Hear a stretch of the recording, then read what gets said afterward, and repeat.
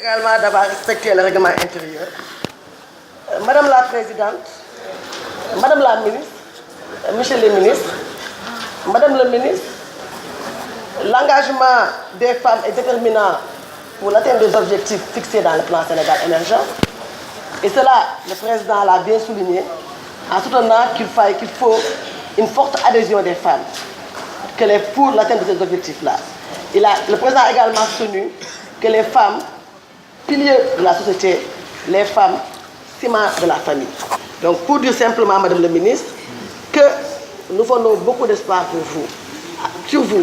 D'autant plus qu'en vous confiant les femmes, le Président vous a confié la part la plus importante, je peux dire, de la population sénégalaise. Ceci dit, Madame le Ministre, dans votre rapport, j'ai lu quelque part que le Président a demandé à qu'il n'y ait plus de femmes qui utilisent la force physique dans les travaux.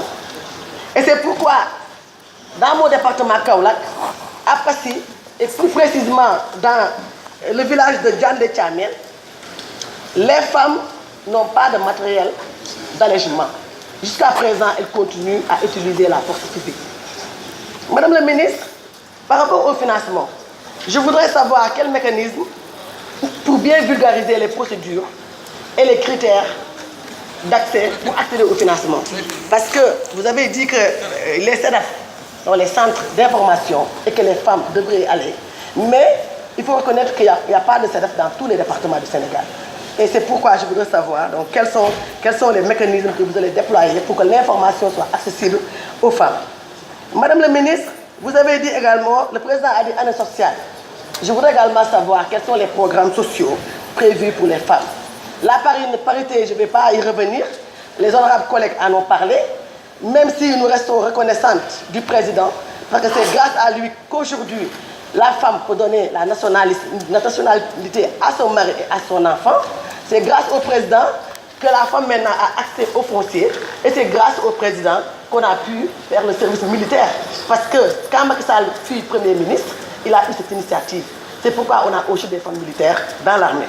Mais néanmoins, Madame la Ministre, il faudrait, comme l'a souligné mes soeurs ici présentes, mes honorables députés sœurs, que vraiment que les manquements concernant la parité soient vraiment révolus. Et nous fondons beaucoup d'espoir sur vous, et que vous et nous allons porter donc ce combat-là pour que dans les institutions maintenant, que la parité soit effective. Je suis conseiller départemental à Kaolack, mais dans le bureau, il n'y a pas la parité. Et ça, nous l'avons déploré. Au niveau de la mairie de Kaolack également, nous l'avons déploré. Il y a une décision de justice qui nous est favorable. Jusqu'à présent, cette décision n'est pas appliquée. Je vous remercie, Madame la Présidente.